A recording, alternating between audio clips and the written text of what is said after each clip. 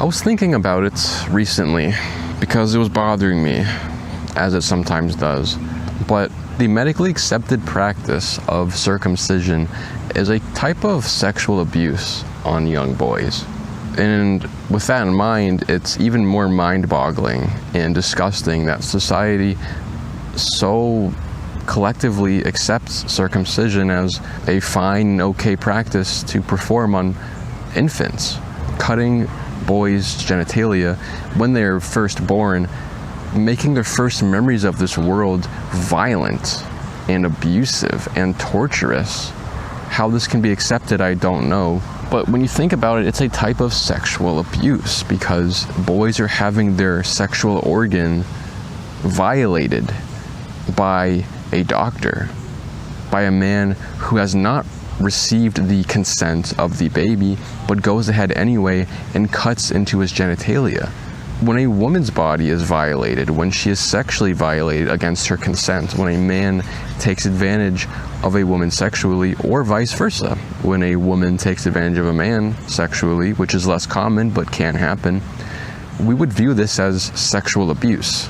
Because we like to say that a man or a woman, they have total dominion over their own bodies, but especially over their own sexual organs, which is maybe the most vulnerable, most precious, important part of the human body.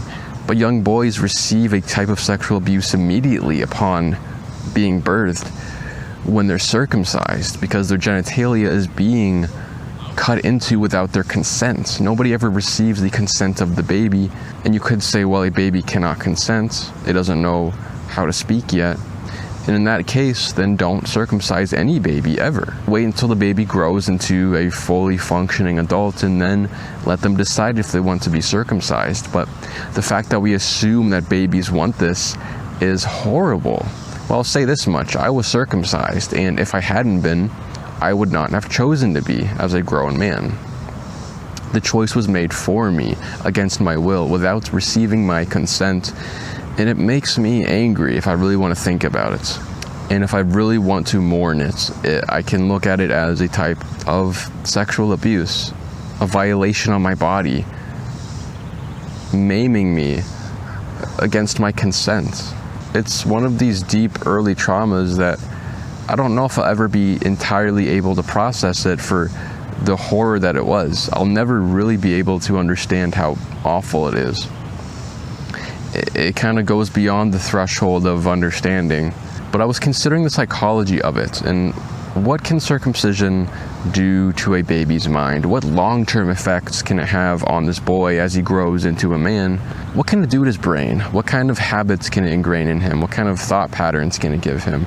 And I was considering for a moment how circumcision can perhaps very likely make a man self-destructive. It can make a man someone who likes to destroy his own body, who maybe eats a lot of food and makes himself fat.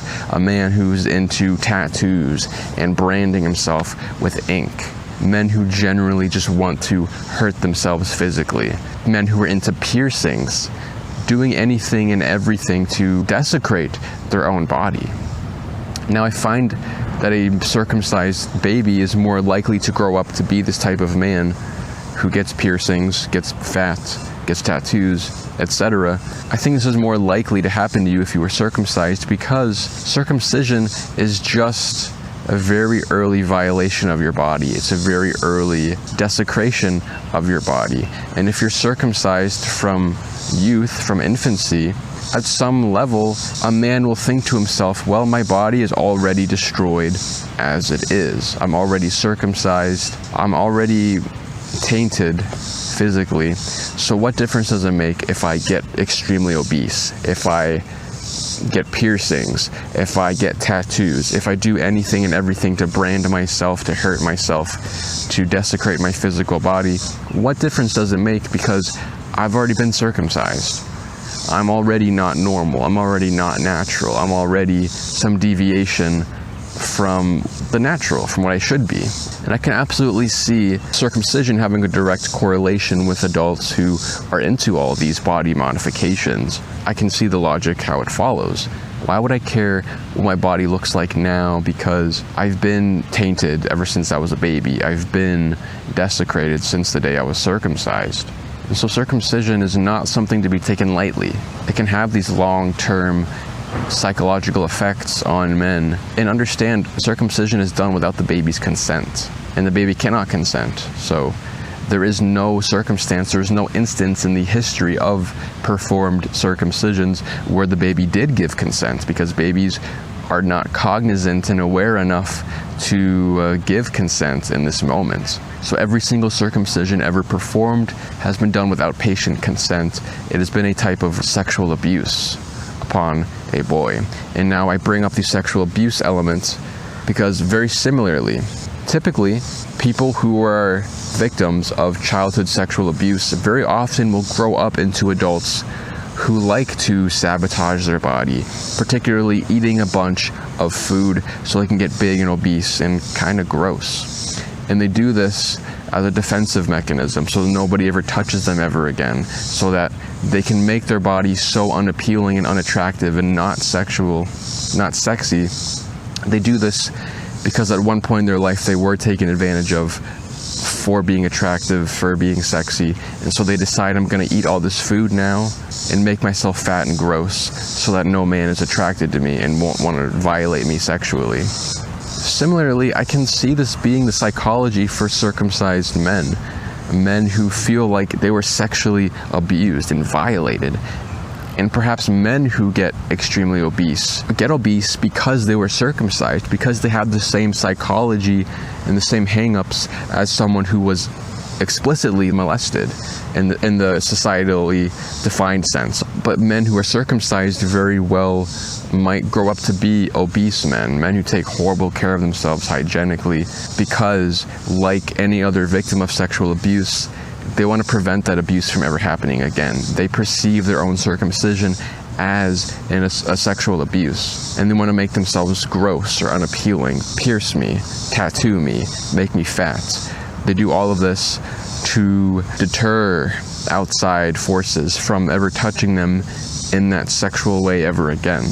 And I would posit that there's a lot of overlap between the psychology of a circumcised man and the psychology of a sexually abused child, someone who was abused or molested in childhood and grows up to be self-destructive and destroy their own body in various ways. I think circumcised men are prone to do many of the same things, to have much of the same pathology.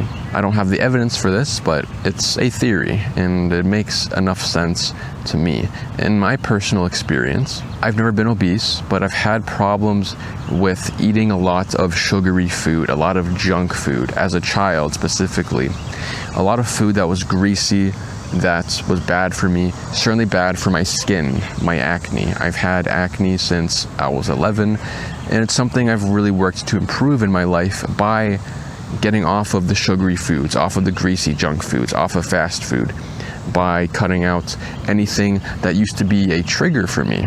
But when I was a kid, I didn't understand self-care, and now in many ways it's because no one taught me self-care, and in fact my bad habits were encouraged by my mother. My bad eating habits were much, in large part because of her efforts. But also, I considered that because I was circumcised, I have this inner subconscious monologue of, what difference does it make? Why does it matter how I look now? Why would I try to take care of myself and keep a clean, healthy body? Why would I care about this when the game's been rigged from the start, when I've been imperfect and tainted since day one, since the day I was circumcised? Why would I care? I can certainly see that psychology playing out in my young mind when I decided to gorge myself on sweet treats and to eat fast food and to drink soda and just eat anything that made me feel good for a moment but was having a direct negative effect on my appearance, on my skin.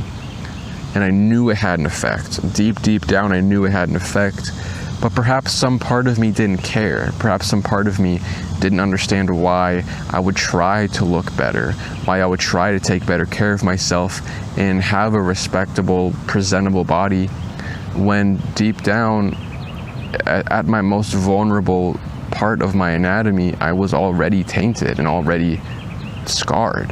Why would I care to try to look perfect when I'm already scarred in an irreversible way? I can see that psychology playing out.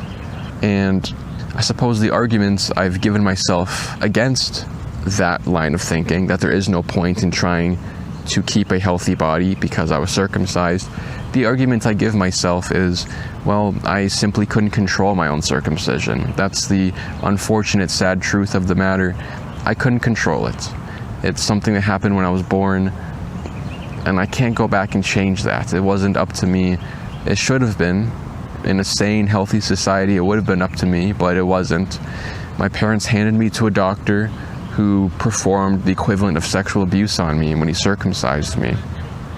I could not control that, but I can control everything that comes after it. I can control now what I eat, what I put into my mouth, what I put into my body, how I treat my body, how I present myself. I can choose to not hurt myself any further, to not continue the abuse, because the circumcision was the start of abuse upon my body, and to continue to hurt my body and destroy it and desecrate it would only be to continue that abuse which was started with my circumcision.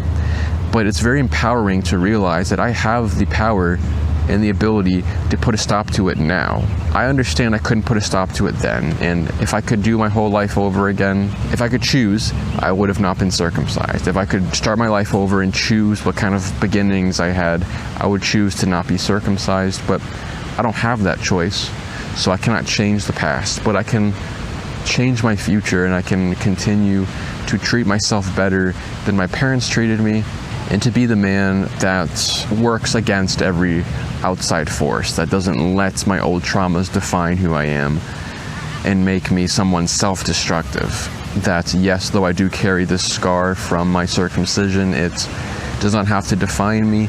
It does not have to predict the rest of my life. It can be a scar that I carry and I remember, but it can be something that I choose to overcome with strength and discipline and self-love. And so no, I will not continue to destroy my body, because that would only be to give in to the plot which was started with my circumcision, this plot to turn me into a self-destructive man who hurts himself.